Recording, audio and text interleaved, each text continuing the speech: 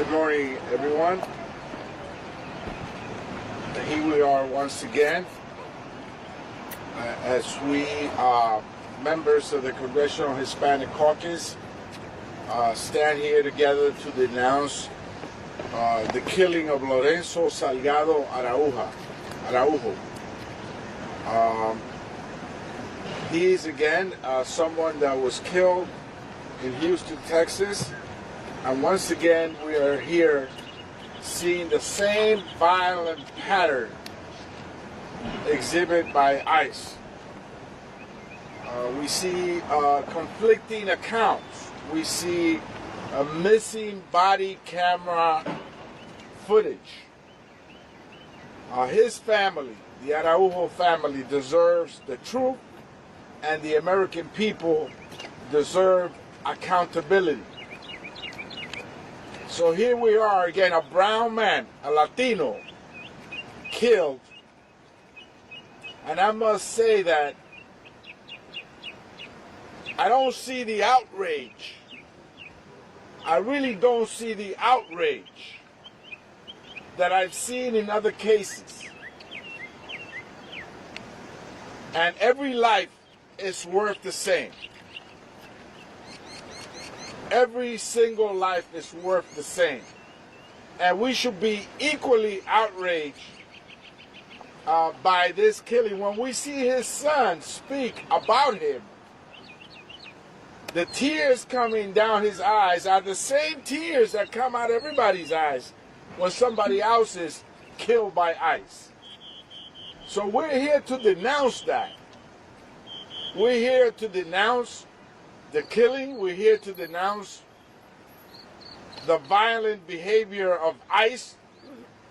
But we're also here to denounce, it's sort of like double standard, because he's a brown man, as though he doesn't have a first name and a last name, just like any of us here.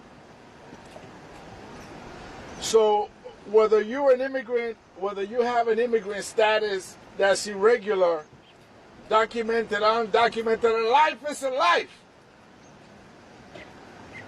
And so the Constitution guarantees due process for everybody, not just for one folk and not the other.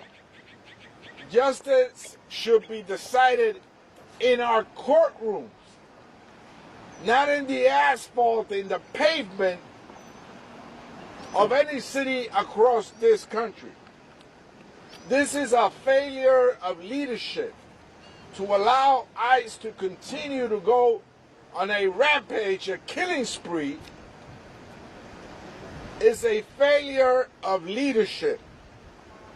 We cannot normalize these killings. They cannot become something that we see and just walk by as though it's normal, that it happens every day and we are not outraged by it.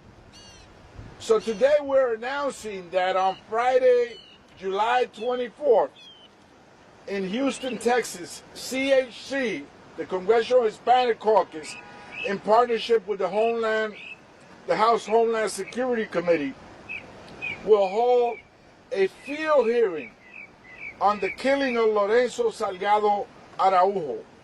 We will hear from witnesses, examine the facts, and demand answers from those responsible. Estamos aquí para denunciar un asesinato, el asesinato de Lorenzo Salgado Araujo.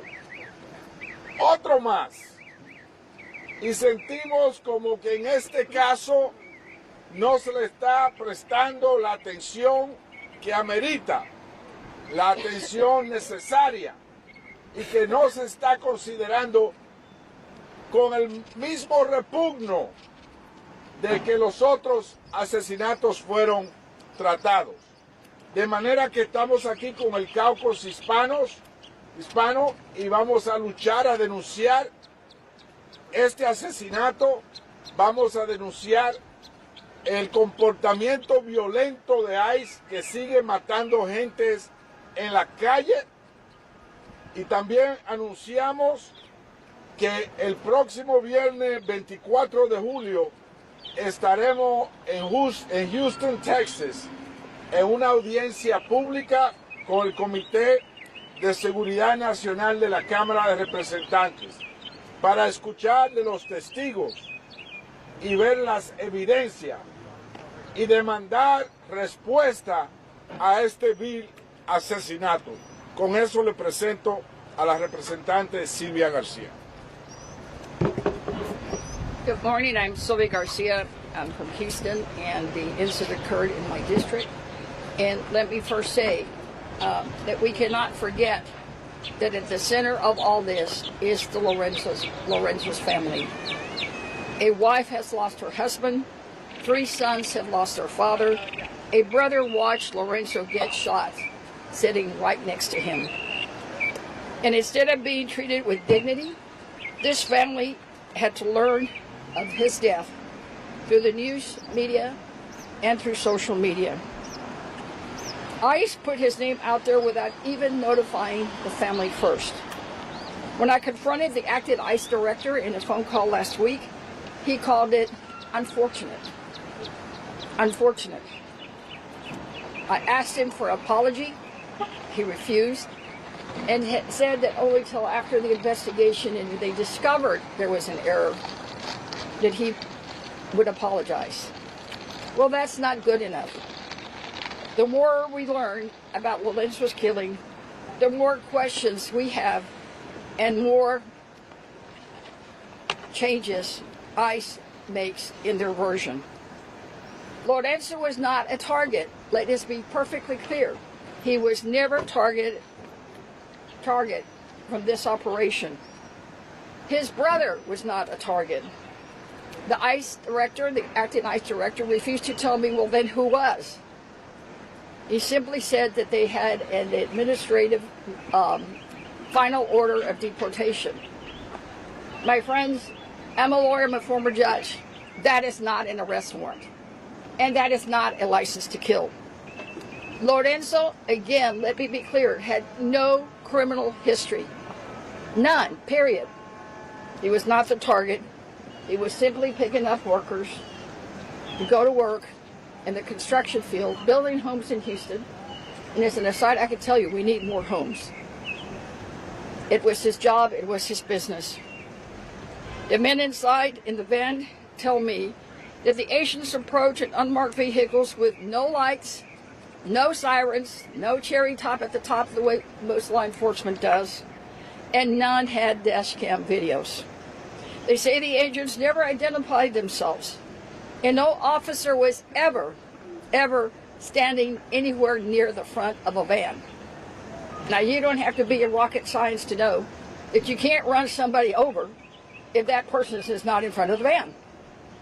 So that leaves many alarming questions. The agent shot through the passenger window that happened to be down. The detainees told me that their air conditioning was not functioning in Houston. You know, it gets really hot, so they had it rolled down so the shot came through the passenger window. And not a single agent involved was wearing a body camera. This after Kristi Noem had assured Congress back in February that with the money that they had gotten, that they were going to make sure that all agents in the field had body cameras.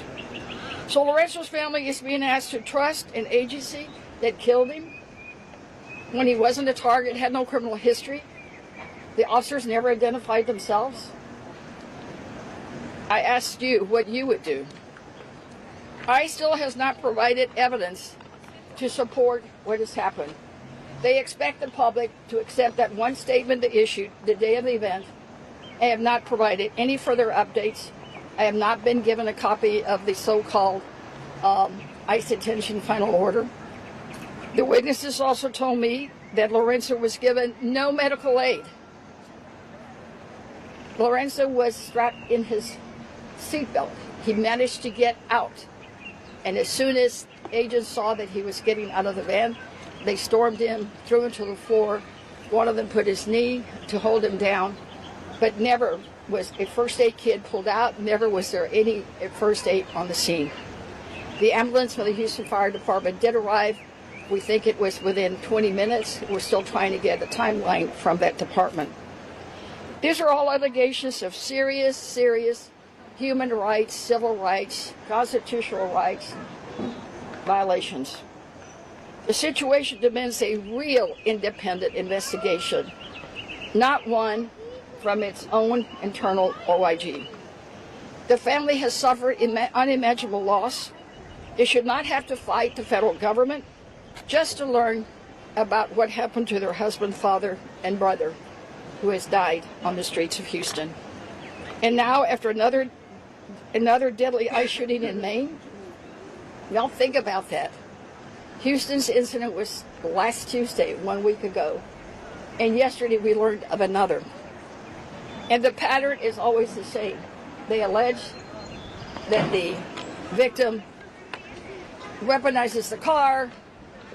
They try to run over an officer's acting in self-defense. This time they changed the story and said that he was shot because of the public safety concern.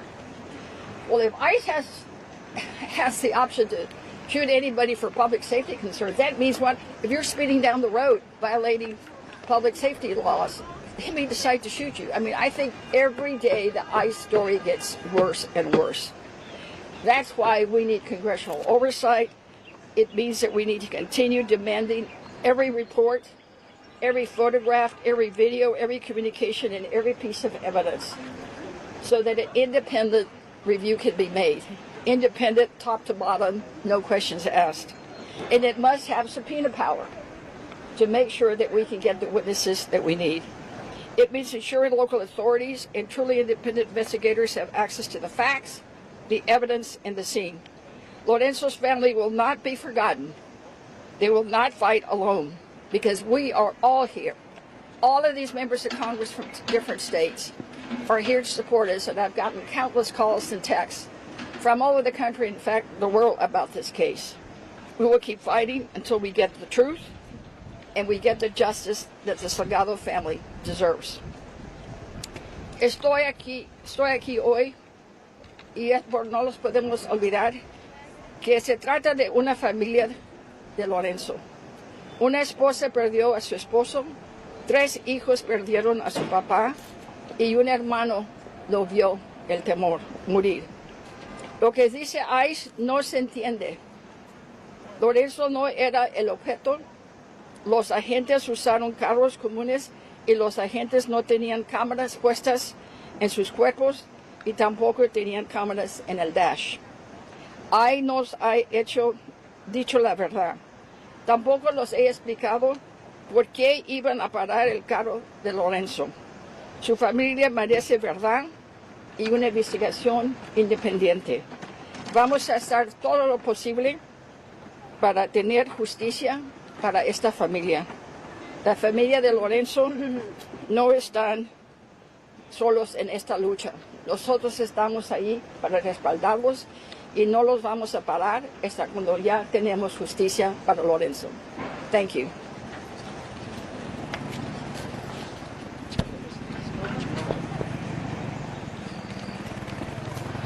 Good morning, everyone. I'm Congresswoman Norma Torres. I represent California's 35th Congressional District. We are here today to uphold our oath and the American promise.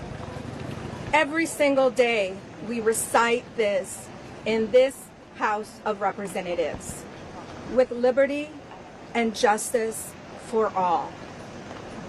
Liberty and justice for all. Today, we are demanding justice for yet another family, another man, father, worker, who was targeted simply for driving while being a Latino man. That's why he was targeted. He was chased by a vehicle with no license sirens, no identification, that they were law enforcement officers. None. So if you are chased recklessly by an unmarked vehicle what would you do as an American citizen? Would you assume the worst, that somebody's trying to hijack you, kill you, or steal your vehicle? Probably. And I would probably run myself. Because a van looking like an ICE van also tried to run me off the freeway in my district. I know this firsthand. But you see, when you're brown, when you're a Latino, you don't have the choice to run away from a gang, to run away from somebody who's trying to rob you, because they could very well be federal agents that will murder you without first identifying themselves and without first telling you what they are chasing you for or what you are wanted for. Lorenzo, on that horrible morning, committed one crime. The crime of trying to achieve the American dream for his 3 sons and his wife. Getting up in the morning, going to work, serving his community by building the number of housing units that are needed so desperately. And how is he repaid? With liberty and justice for all? Absolutely not. He was repaid by being profiled and then ultimately murdered.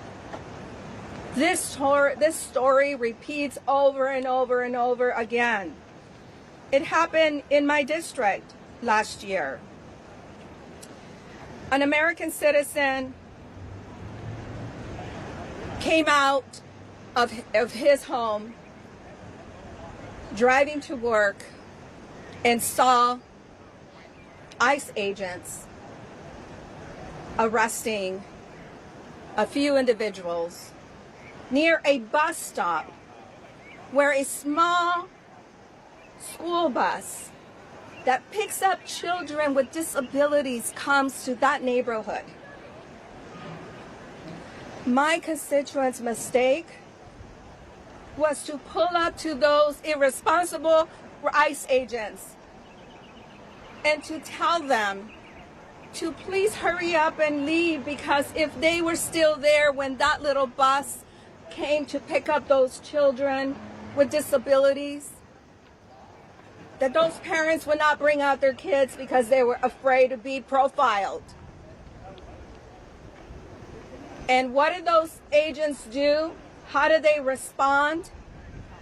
They responded by shooting him in the back and then blocking all 911 calls out of that neighborhood. So neither him or his wife were able to call 911 to get him the help that he needed. He was lucky. He was not murdered in cold blood like so many others. But my constituent now sits in a prison because the first thing, the knee-jerk reaction out of the FBI, out of DOJ, and out of the Homeland Security Secretary was that the agents were doing their job. I am a mother of a law enforcement officer, and I will be damned if my son's hard work in the community is going to be tarnished because of the bad actions and irresponsible actions and murderous behavior of these ICE agents. What I have to say to all of law enforcement officers, once again, protect the badge. Do not protect the illegal and bad behavior. That is not your job. You cheapen your job. You cheapen your life. You cheapen the opportunity for you to get home safely to your wife and kids when you stand by murderous behavior of this administration of Homeland Security. I ask all Americans to be outraged by the number of murders that are piling up on American soil by our own government. And with that, I am going to turn it over to Representative Nidia Velasquez. Oh, Velasquez. Spanish. Good morning. Good morning, everyone. I am Congresswoman Nidia Velasquez, representing the 7th Congressional District in New York City. When you listen to Norma describing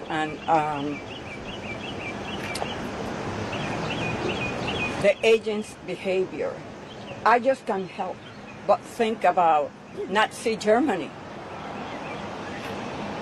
Unmarked cars, without any badges. All you have to be is the wrong person in their profile description, and you could end up killed. America, we need to wake up. This is happening in our country. We are losing our values to respect human life. Since the start of the Trump administration, there has been at least 39 shootings by immigration agents, killing 9 people. The victims are immigrants and United States citizens alike. The man killed yesterday was a 26-year-old Colombian who was authorized to work in this country. Last week, they killed Lorenzo Salgado Araujo, a father of 3 who have lived in the United States for 35 years. And in January, immigration agents killed Renee Nicole Good and Alex Preddy, Americans who were protesting the brutal tactics they witnessed on the streets of Minneapolis. These shootings follow a familiar pattern. Once a killing occurs, DHS smears the victim as a terrorist or claims they posed an imminent threat to the agents involved. They lie and they tell us not to believe the video evidence we see with our own eyes. That is what happened yesterday, and that is what will continue to happen as long as this rogue agency keeps operating. Kristi Noem may be gone, but this lawless behavior has continued without interruption. That is because these incidents are not about one agent or one person. They are the result of deliberate Trump administration policy that seeks to terrorize immigrants and American citizens alike. An agency that acts as though it is above the law cannot be reformed at the margins. You cannot put a bandage on a system that is fundamentally broken. We must abolish ICE, period. We can and we must build something better, a system rooted in due process, transparency, and human dignity. One that respects families, protects communities, and actually serves the public interest. Congress and the Republican leadership has a responsibility to act. The American people deserve better, and we will not stop fighting until this abusive system is dismantled and replaced with one worthy of our values. Aquí estamos para denunciar una actitud y conducta criminal de ICE y de Homeland Security y también de la administración del presidente de los Estados Unidos, Donald Trump. Él ha permitido esta conducta. Él ha permitido esta conducta. Nunca hemos visto, ni de parte de la administración, ni de parte de los republicanos en la Cámara o en el Senado, to hold these people accountable. Ellos tienen que hacer investigaciones y no pueden esperar otros resultados si nosotros no abogamos porque se elimine esta agencia y se crea una agencia nueva que respete los valores humanos, que respete la vida y la dignidad de todas las familias en los Estados Unidos. ¿Por qué Estados Unidos siempre ha sido the beacon of hope? La esperanza de todos los pueblos a nivel exterior, porque respetamos la vida humana. Estamos muy cortos de esa realidad. Que Dios bendiga al pueblo americano, porque de verdad que lo necesitamos. Gracias.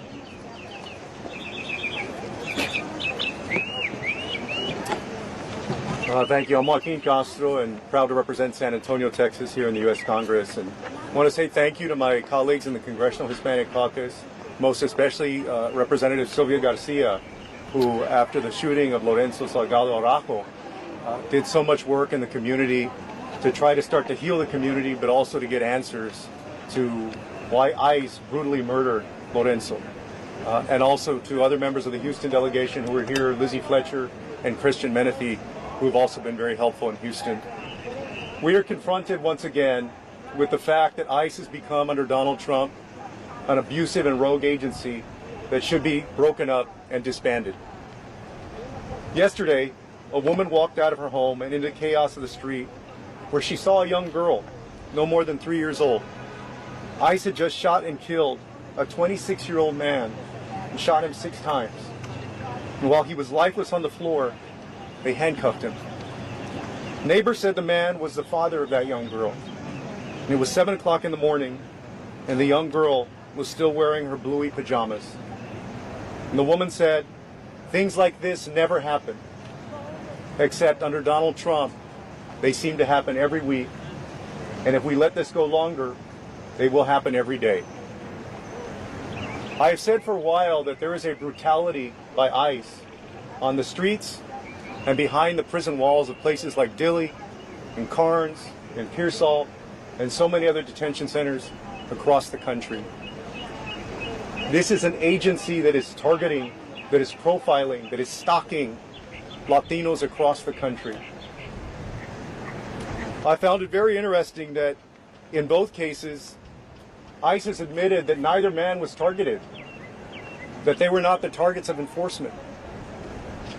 I think there's a reason for that, because they have contracted people who are essentially bounty hunters, as well as their regular agents, to go out in the streets, to look for people in beat-up work trucks, to look for Latino men early in the morning and coming home at night, who are going to and from construction sites, who are going to stores to buy supplies for construction and home building, and they're targeting those folks. So they don't need names on a paper. They're driving around to see who's brown, driving around to see and listen to who speaks Spanish out in public. And then they're stopping those people. They're asking them whether they have papers. And in these last 2 cases, they've engaged in cold-blooded murder. I think you'll agree with me that when law enforcement has video to prove its case, it releases it right away. They release the video evidence right away. And yet ICE has released nothing in either case. In Lorenzo's case, they literally have not released a shred of evidence to support their claim that he was a danger to them. They were a danger to him. They're a danger to the Latino community. And all of this is driven by a racial animus out of the White House. Not just Donald Trump, but Stephen Miller, who's the architect of this racial animus and hatred and bigotry. So Americans have to stand up together, have to refuse to be silent. We have to disband ICE in this Congress. We have to freeze their hiring. We should give them no more money. Congress has to use every leverage that it can to change ICE's behavior. Otherwise, these killings will continue. There will be another victim in a few days or a few weeks. So I want to say thank you to the communities in Houston and throughout Texas who have spoken up loudly. The neighbors in Maine who got out yesterday into the streets and protest, and Americans across the country who have done the same thing. Your words matter. Your voices matter. Your actions matter. Thank you. Questions? Hi, Rebecca from the Associated Press. Representative Garcia, in your conversations with ICE, they did detail, I know they told you that they promised to have body cameras out to everybody in ICE by the end of this month. Did they give any details about, like, which cities don't have them yet, or why it's taken so long? Any more details about the body camera? No, after it was a conversation that I had with the acting director. He's still not been confirmed. I believe he's been there 2 months. The troubling part, of course, is that he worked at GEO, which is one of the detention providers under contract. In fact, the detainees are being held now in one of those facilities in Montgomery County. I visited there. What he said, he did not explain why it's not there. I reminded him of the promise that Christy Nome had made, that she was going to take the $20 million that she had for that and purchase and put them in the field. That I reminded him that they've gotten billions and billions of dollars. And he said that he couldn't answer as to why it hadn't been done, but he committed that it would get done by the end of this month, that he would make sure that they were trained and in the field with all agents. And it's my understanding that probably about less than 30% of the agents in the field have body cam cameras. All I know that it's tragic that they didn't have them in Houston, and I understand they were not also on the bodies of the officers in Maine. So I don't know why. Those are answers that we have to press on, and certainly we will cover that through the next days, either through the Committee on Oversight or the Committee of Department of Homeland Security. And of course, Judiciary also has been contacting me about a couple of issues. So it's an all hands on deck. This is tragic when people are being shot and killed. Because, you know, like Castro said, they were not the targets.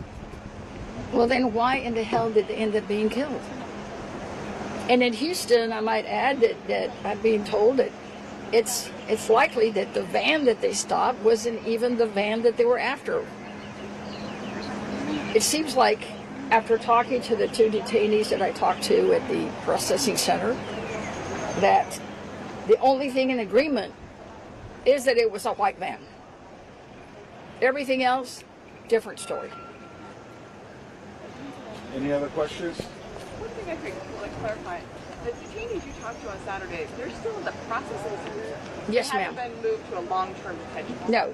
And that was one of the asks that I made of the acting director in my conversation, that they please not be moved because they needed access to their families that were still grieving, especially the brother. I mean, imagine you're sitting next to your brother in the front seat of a van and you see a gun pointed through the windshield that shoots your brother. I mean, I cannot imagine what he's going through. And so I asked, and they need access to their lawyers. We made sure that now all 3 have lawyers, and he committed to me that they would not be moved. However, I'm hearing through the grapevine that USCIS has already, and DHS has already begun the removal process. Which again begs the question, I mean, why would you begin a removal process if you're telling us that there was already a final order on one of them?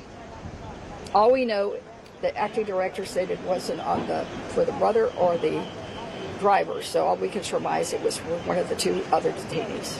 But I visited this last Saturday. Off the top, you mentioned you were going to be holding a field hearing on July 24th.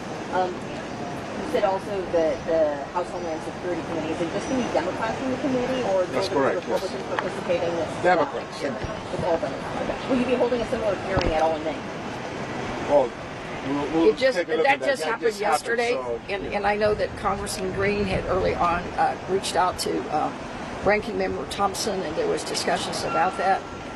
So we've started discussions last week. The Maine event, regrettably again, just happened yesterday. So we'll see how we will What move forward. discussions have you been having with Republicans on the committee as well, and what they're saying? I just arrived late last night. Unfortunately, my flight was delayed, and I just got here in time for vote, so I've not had time to visit with anyone. But there are, I know in Texas, a lot of our elected statewide officials that are, including the governor, I mean, they have been silent. And I know Senator Cruz was on the plane with me. He said not one word. So, it's difficult sometimes because I think that they are prepared to, again, to me, it's all memories of the Vanessa Guillen investigation that I went through. Everybody's initially just supported the Army until more facts were revealed. So we'll wait and see. But I do intend to visit with some of my Republican colleagues because, again, this is a human life. He was not the target. He had no criminal record. He may not have even been the right man. Those are very troubling questions for everybody because, as has been already said, what would you do if you were chased by an armed, marked van, car, with no bells, no whistles, no lights, no siren, no cherry top? And then the people approaching you never identify themselves. It could have just been a kidnapping or hijacking. We don't know. But I can tell you that I wouldn't have stopped. Because unless I know it's law enforcement, I'm not stopping. And for ladies out there, that for us, it's even worse. It could be somebody who's trying to pull us out of the car and rape us. So we've got to make sure that people understand that you can't evade arrest if you don't know what the charges are or that that they're even law enforcement. So I'll take another question or. Do you have any new intel from ICE on the original targets of Trump and whether you got any adjust whether they were? No, I had in my conversation with the acting director.